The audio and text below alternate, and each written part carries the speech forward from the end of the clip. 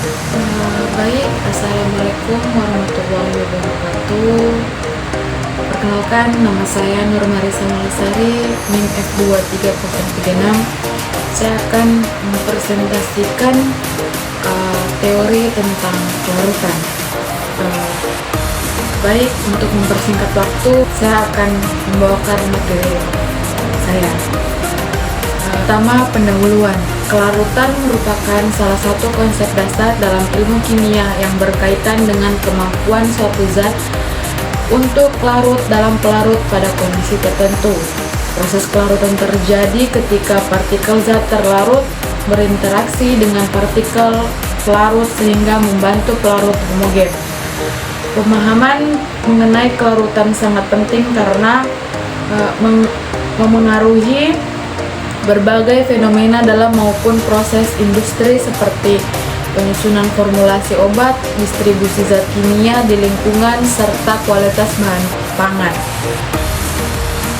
Definisi kelarutan itu sendiri yaitu kelarutan dapat didefinisikan sebagai kemampuan suatu zat terlarut untuk bercampur dengan pelarut hingga membentuk larutan homogen pada kondisi tertentu. Secara kuantitatif, kelarutan merujuk pada jumlah maksimum zat terlarut yang dapat larut dalam jumlah tertentu, larut pada suhu dan tekanan tertentu hingga tercapai keadaan jenuh. Faktor-faktor yang mempengaruhi kelarutan yaitu yang pertama itu suhu. Suhu merupakan faktor penting yang berpengaruh terhadap kelarutan zat. Pada umumnya, kelarutan zat pada dalam cairan meningkat dengan kenaikan suhu karena energi kinetik partikel meningkat sehingga memudahkan interaksi zat terlarut dengan pelarut. Yang kedua, tekanan. Tekanan berperan penting terhadap kelarutan gas dalam cairan. Kelarutan gas sebanding dengan tekanan parsial gas di atas permukaan larutan. Artinya, semakin tinggi tekanan, semakin banyak molekul gas yang terlarut dalam pelarut. Yang ketiga, sifat zat terlarut dan pelarut. Interaksi antara molekul zat terlarut dan pelarut sangat menentukan kelarutan. Prinsip dissolvance menjelaskan bahwa senyawa polar lebih mudah larut dalam pelarut polar, sedangkan senyawa nonpolar lebih mudah larut dalam pelarut nonpolar. Yang keempat itu pH dan ionisasi. Dalam sistem biologis, larut zat sering dipengaruhi oleh pH senyawa yang dapat terionisasi seperti asam lemah atau basa lemah. Akan memiliki kelarutan yang bervariasi pada kondisi pH berbeda. Yang kelima, kehadiran zat lain. Adanya zat lain dalam pelarut dapat memengaruhi kelarutan suatu senyawa.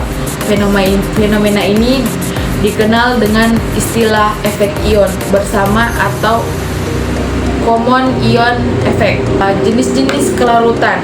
Yang pertama itu kelarutan padat dalam cair.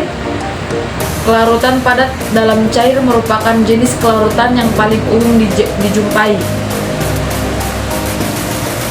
Contohnya itu klasiknya dalam garam atau NaCl. Terus yang kedua, kelarutan gas dalam cairan. Gas juga dapat larut dalam cairan meskipun kelarutannya sangat dipengaruhi oleh suhu dan tekanan. Contohnya itu fenomena ini adalah larutan gas karbon dioksida atau CO2. Yang ketiga, kelarutan cairan dalam cairan. Beberapa cairan dapat bercampur sepenuhnya dengan pelarut lain, sedangkan sebagian lainnya hanya bercampur sebagai imisbikle. Contohnya itu cairan yang bersifat miscible adalah etanol yang larut sempurna dalam air karena keduanya sama-sama bersifat polar. Yang keempat, kelarutan padat dalam padat. Jenis kelarutan ini terjadi ketika suatu padatan dapat melarut dalam padatan lain membentuk larutan padat. Contohnya logam seperti kuningan atau campuran tembaga dan seng, di mana atom-atom seng larut dalam kisi kristal tembaga. Tantangan dan upaya peningkatan kelarutan. Meskipun kelarutan merupakan konsep dasar dalam kimia, penerapan dalam bidang tertentu, khususnya farmasi, masih menghadapi banyak tantangan. Sebagai besar, obat harus yang dikembangkan memiliki kelarutan rendah dalam air, sehingga bioavailabilitasnya terbatas. Kondisi ini berdampak pada efektivitas terapi karena tubuh sulit menyerap obat dalam jumlah yang memadai. Untuk mengatasi tantangan tersebut, berbagai strategi telah dikembangkan guna meningkatkan kelarutan zat, di antaranya yang pertama, modifikasi kimia. Pembentukan garam atau derivat senyawa dapat meningkatkan kelarutan. Contohnya itu banyak obat asam lemak diformulasikan dalam bentuk garam natrium atau kalium agar lebih mudah larut dalam air. Yang kedua, penggunaan surfaktan dan kosolven. Surfaktan dapat menurunkan tegangan antar muka antara zat terlarut dan pelarut sehingga mempermudah pelarut. Kosolven seperti etanol, propilen glikol atau polyethylene glikol juga digunakan untuk meningkatkan kelarutan senyawa nonpolar dalam larutan berair. Yang ketiga, teknologi nanopartikel. Penerapan teknologi nanopartikel seperti pembuatan nanokristal meningkatkan luas permukaan zat terlarut sehingga pelarutnya meningkat secara signifikan. 4. Teknik fisik. Metode fisik seperti mikronisasi juga mampu meningkatkan kelarutan karena semakin kecil ukuran partikel, semakin besar kontak dengan pelarut. Kesimpulan, kelarutan merupakan kemampuan suatu zat untuk larut dalam pelarut hingga membentuk larutan homogen pada kondisi tertentu. Konsep ini sangat penting karena berperan dalam berbagai aspek kehidupan, mulai dari bidang farmasi, lingkungan, hingga industri. Faktor-faktor seperti suhu, tekanan sifat kimia, zat terlarut maupun pelarut, pH, serta beberapa zat lain sangat mempengaruhi larutan suatu senyawa.